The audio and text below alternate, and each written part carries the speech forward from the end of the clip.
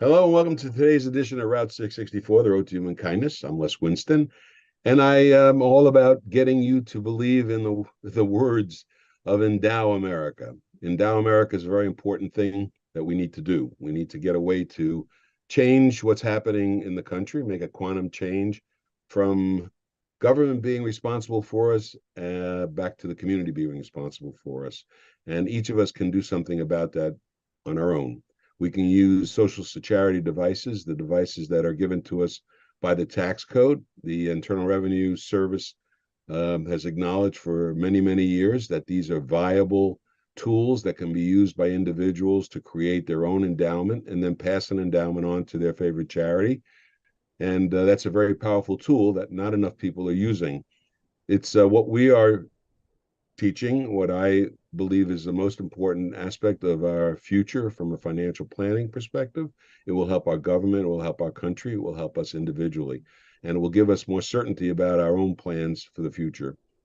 The nonprofits that you support can vary from hospitals to schools to veterinary medicine.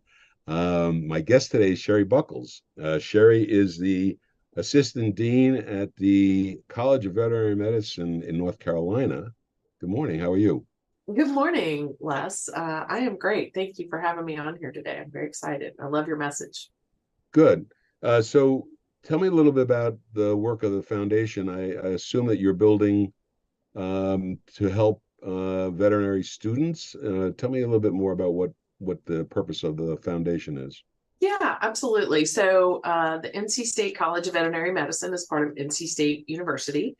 We do our primary mission is to train veterinarians. So we're training the future veterinarians of tomorrow. And as part of that teaching, we have a specialty hospital that is a part of we have our kind of our college campus piece, and then right connected to that is our specialty hospital. So we also work to treat the animals, in our region, in our backyard, but also people come from different parts of the country because of our specialty care. We don't do general veterinary care like vaccinations and exams because we don't want to compete with our graduates, but just like if you or I went to the doctor and they wanted us to go see a dermatologist or a cardiologist, that's what we have here at this hospital. And really what that hospital does is train these future veterinarians, what that specialty care looks like. And we also have a human medicine. We have a residency program where after people become veterinarians, they can become specialists in veterinary medicine in one of those fields. Are there a lot of veterinary schools still in existence? It's a great question.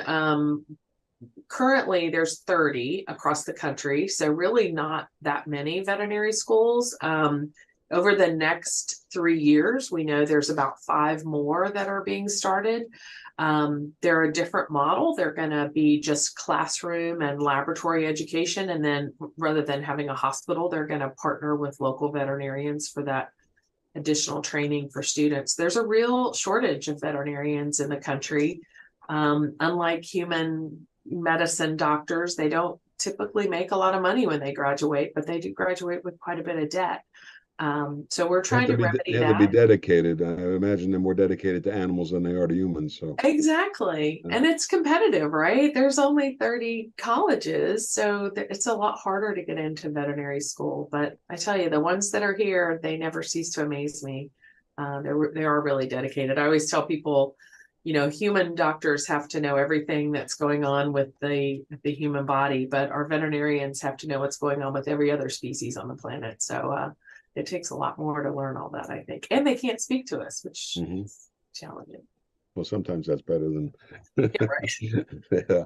So when you're just there's a challenge to what you're doing as the director of development. You're director of development now, right? Is that correct? That's correct. Yeah. For the foundation, and how are you finding that? Is the people are people eager to support what you're doing, or do you find that you have to uh, tell them more about your cause than other people would?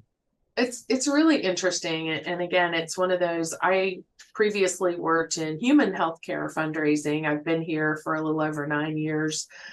because my dog was referred here and I sort of fell in love with this place. But I think there's a whole niche of people that love animals, that either have been here because their veterinarian referred them here because of some sort of specific problem that their pet was having that we could help with. And I think there are people who just love animals and want to support people that are helping animals or helping veterinarians. I use the example of myself. My husband and I are married 25 years, no kids, 2 dogs, 2 cats. And, you start thinking about the future, and we don't have nieces and nephews to leave our not really fortunes to, but we It's do a good think place for you to be with 4 animals. Yeah, right. Yeah. You'll be really well taken care of. But we support organizations that either do education for veterinarians, for animal owners, and there's a lot more people like that. A big part of our mission here too is really serving our community. So we have a mobile unit that is deployed to areas where people maybe don't have access to care, homeless shelters, nursing homes. We have funds here for people who are referred here that perhaps can't afford that specialty care, but that we know their pets would have a positive prognosis. So it is kind of a community service education, and then we do a lot of research too. Well, I think I've heard from other people that I've interviewed that the animals are really important in the community, especially in the underprivileged areas, that and making sure that the pets can be taken care of so that they're not let out to be strays. That's also a part of the work. We're all about endowing America. This is about endowment. The program is endowing individuals, and then they can endow the nonprofits of their choice. Are you in the process of building an endowment? Does the foundation have an endowment at this time?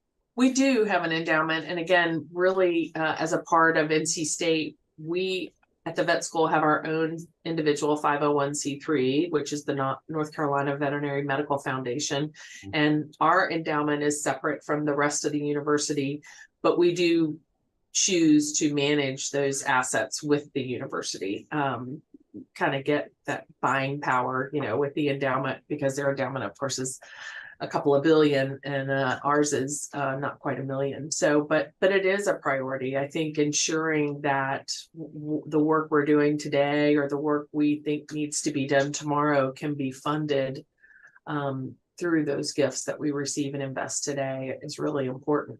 Especially when it comes to guarantee your sustainability. You're going forward to the future. When you're dealing with your donors, are you also dealing with the alumni? I assume that the veterinarians are they generous? Well, that's a great question. So probably 85% of the money we raise every year actually comes from clients that come through our hospital. We are a young veterinary school. We graduated our first class in 1985. So for a long time, we knew that our veterinarians, our alumni, probably weren't in a position to support. But we've done a better job, I think, in the past 3 or 4 years, really engaging our alumni. Now, there are many vet schools around the country that were Cornell, UC Davis, Ohio State, Colorado State. They've been around a long, long time. So we haven't seen as much support from our alumni here at NC State, but I think that's increasing and growing. So we're happy about that. Good. My guest is Sherry Buckles. Sherry is the assistant dean at the College of Veterinary Medicine in North Carolina State University. We'll take a short break. We'll be right back. We've got best-selling authors. You are going to start to uncover all the layers that are covering your genius. And some of the world's top leadership experts. We have structured a mastermind program that is very unusual, and it is very powerful. Robin Sharma at noon. Your creativity will soar, your productivity will be epic, your impact will be legendary, you will be the best in the business, and you will not only achieve remarkable things, but you're going to feel sunsets. You'll feel a connection to people. You'll feel for what's going on in the world, and that will make you a world changer in your own unique way. Robin Sharma at noon at 4 p.m. It's a Blaine Bartlett. exploration of what it takes to be a highly effective leader in today's fast-changing environment. Best-selling author, executive, and leadership coach. And if you've been liking what you've been listening to on these Soul of Business podcasts, how does one become a leader that can keep connection to the soul of business? Blaine Bartlett at 4 p.m. Look forward to seeing you there. At Route664.org. This is Route 664 Radio. Hey folks, it's Charity here. It's time for our weekly powwow. Have you had enough? Have you had enough of all the fighting, the bickering? Really? Really? No, really. It's time to come together, folks, and we can do that with the power of love. That's E squared. Remember Einstein? He talked a lot about power of energy and E squared. Forget about the math part. Bottom line, everything is love. E squared equals energy. It's love, the biggest force in the entire universe. And on planet Earth, it can mean lots of things. For now, let's go with endowment. With the tax code 664 that Congress actually put together in 1969, it's an alternative to build your retirement income and income for your favorite charity. We can do it ourselves. No need to rely on the government. Put on your big girl and big boy pants. Endow yourself, endow your community, on the road to human kindness. And that's the power of love. Squared! We're back. My guest is Sherry Buckles. Sherry is with the North Carolina State University School of Veterinary Medicine, and we were talking about the fact that there aren't that many schools, aren't many veterinarian schools. When they recruit for the school, I guess the job is easier because there are more demand probably than there is space. What's happening? Yeah, it's depending on your perspective, it's easy for us because we have a really robust pool to choose from when we're looking. So we just increased our class size from 100 per class to 125. It's a 4-year program.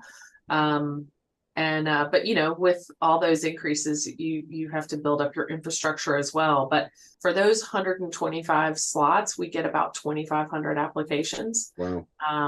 So a lot of people want to be in this industry, but are having a hard time finding a place to get that education. Does your foundation help with supporting the tuition in any way, or is that part of what you're doing? Absolutely. That's a priority of our leadership here at the college. Our dean is really committed and passionate about that.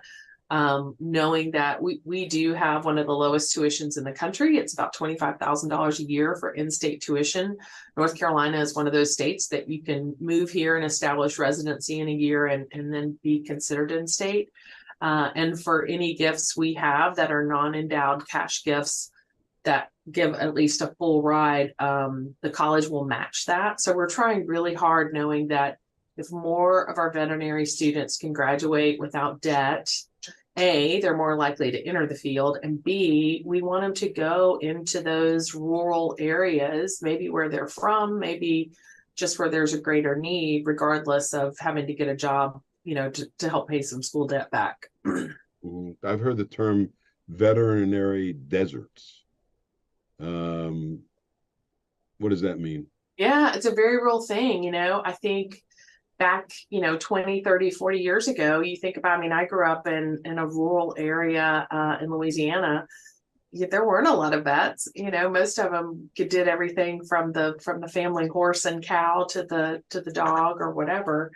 Through time, as these smaller rural areas have lost jobs, people maybe don't stay there generationally like they used to.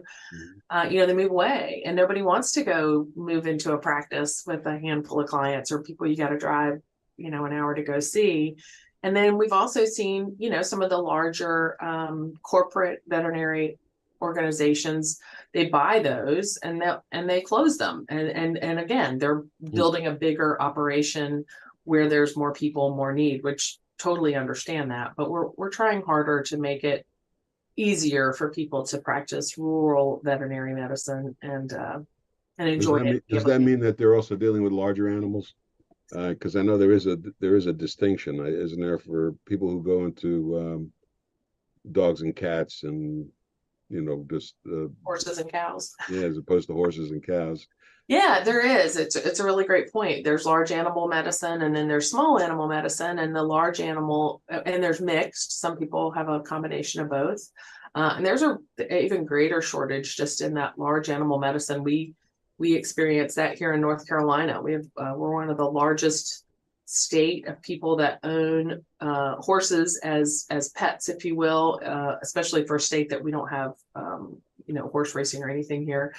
But there's just not a lot of people. It's hard work. Horses, you can't throw them in the back of your car, right? You No, I don't think get them so. in a trailer and No. get them somewhere, or get somebody to you, and just like as fate would have it, they usually colic in the middle of the night, not at 2:00 in the afternoon. So we're really trying hard to address that too.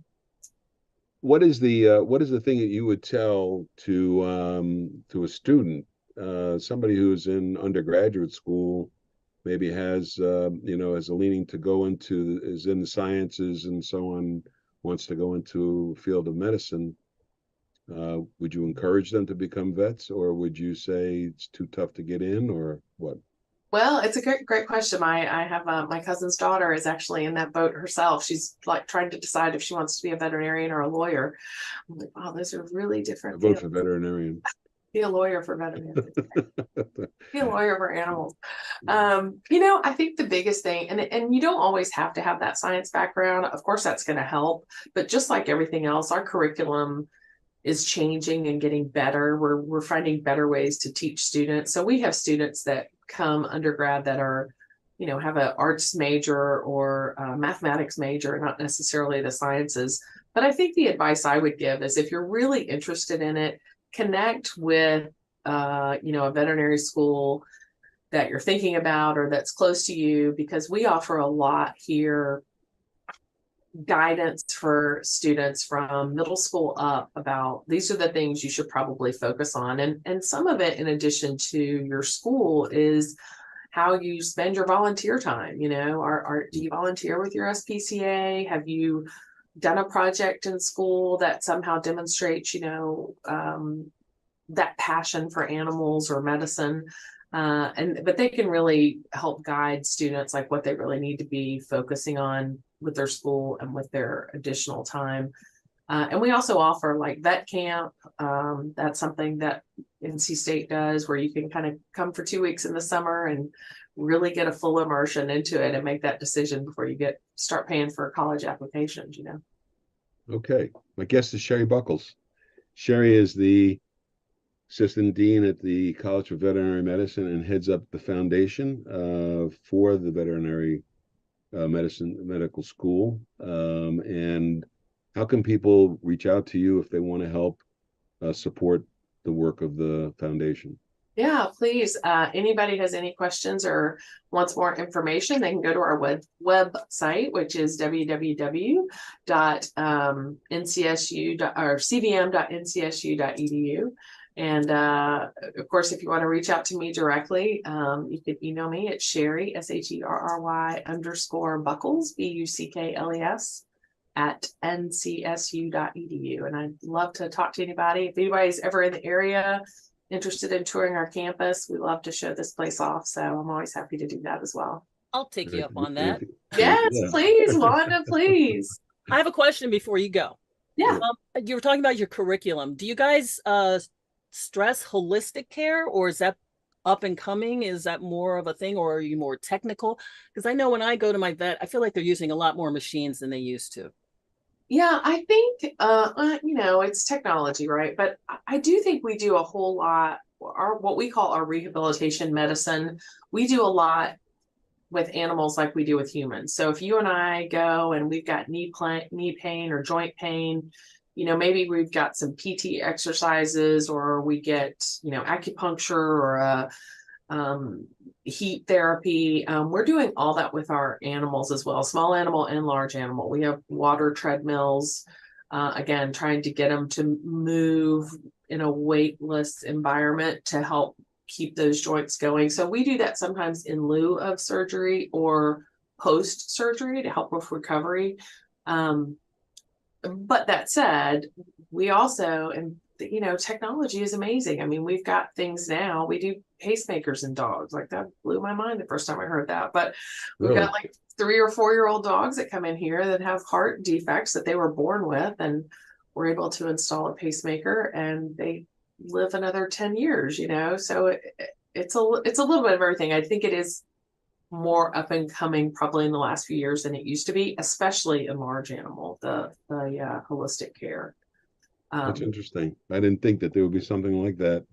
Yeah, for it's animals, I'm telling yeah. you, come see this place. It will blow you away. And that they're living longer, that takes us into the cognitive dysfunction. And I know you guys, I found you because you have that study. Are you still doing the study, and how's that going? Yeah, we are, Wanda. We're the only vet school in the country that actually has a gerontology program. And exactly what you said, just like people, our animals are living longer, right? They sleep with us at night. They sometimes eat the same things we eat. They're in the same environment, exposed to the same things that we are. And we know there's a lot to learn there. How do we make sure that their longer lives are the best quality that it can be? So everything from cognitive studies to joint studies, arthritis, again, animals can't say, oh, wow, when I wake up, my elbow's really, really achy.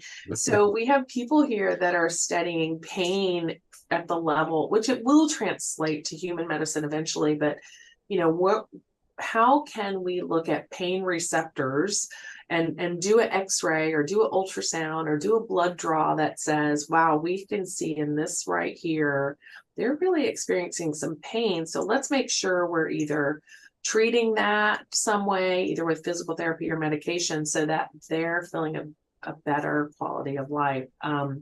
And again, that has really big future implications, even on the opioid industry in human medicine. So that kind of stuff is really exciting too. But yeah, we've got to see how our pets are. I'd be curious how they communicate with AI with the animals. Right. How AI will communicate with the animals. That's the next thing. other If the animals can type, they can go online and start to do their own medical diagnosis. I know. I guess, Sherry Buckles, thank you very much for joining us today, and good luck to you with regard to building that foundation. Thank you so much. It has been a pleasure. I love meeting both of you. Yeah, it was great. Thank you.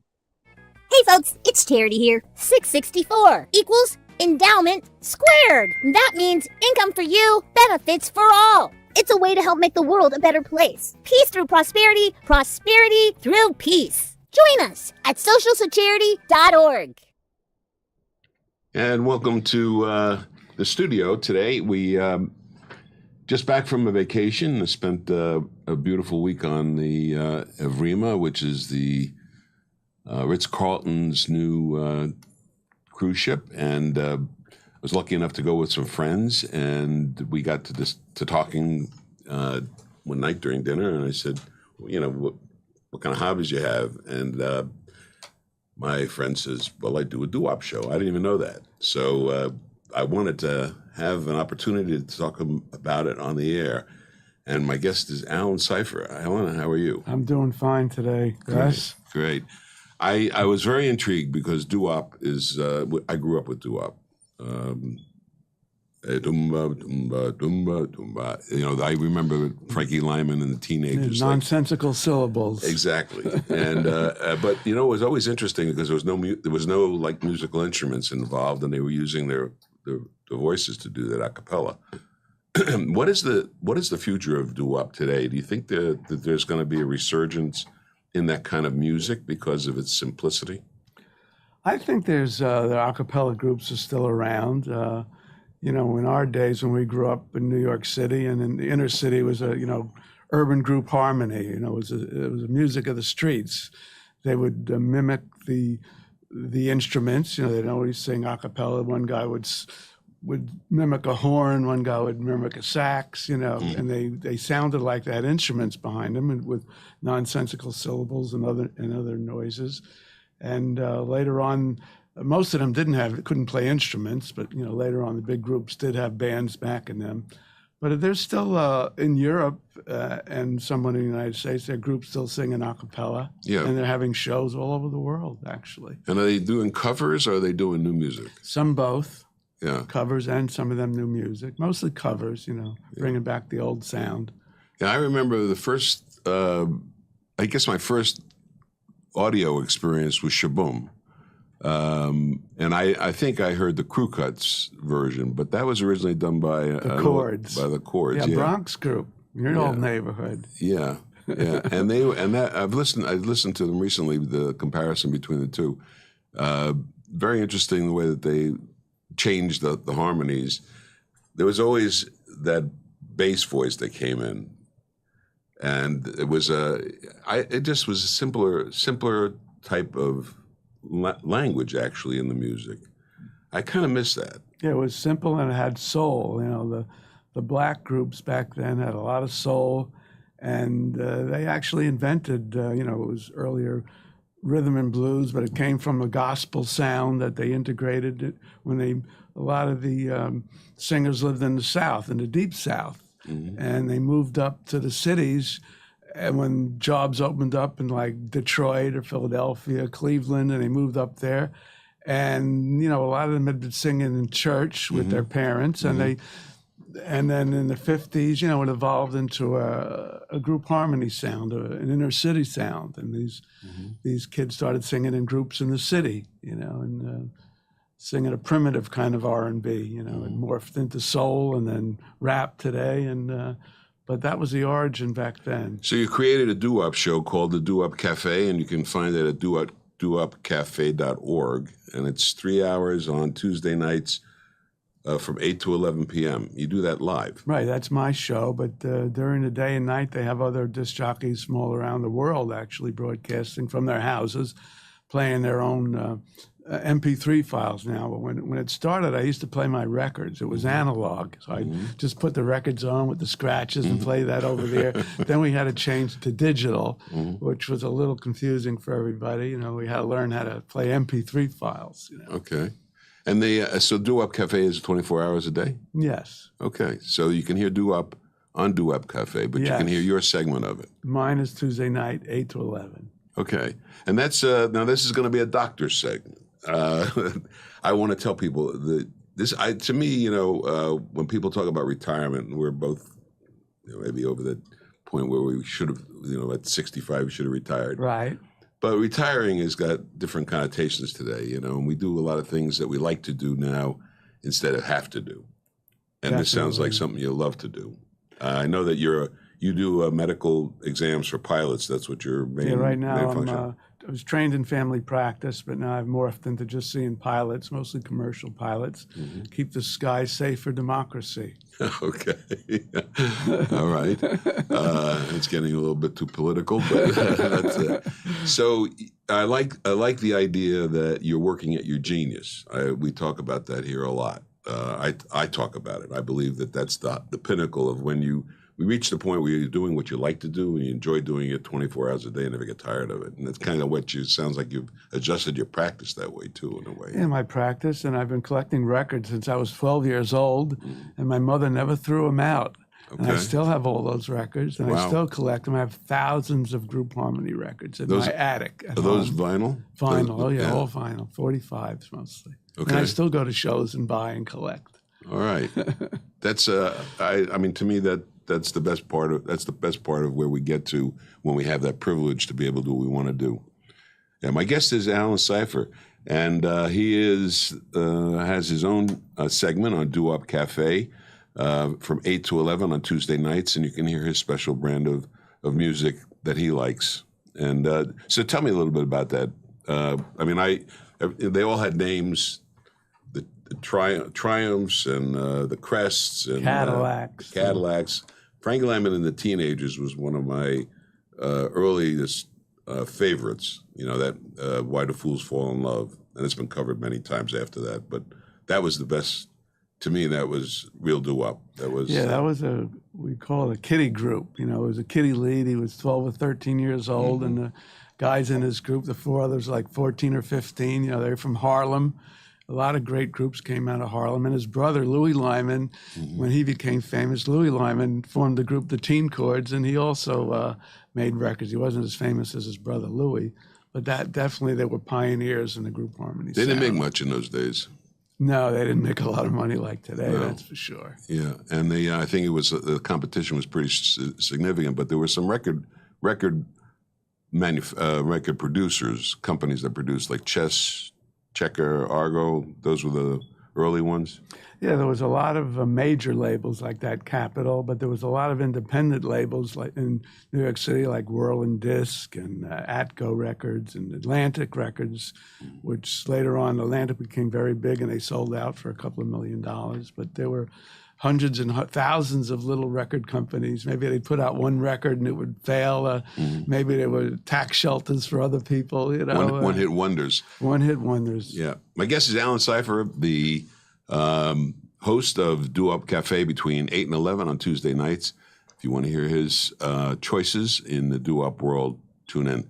Thank you, Alan. Thanks for being with us today on Route 664, the road to human kindness. Thank you. Take care.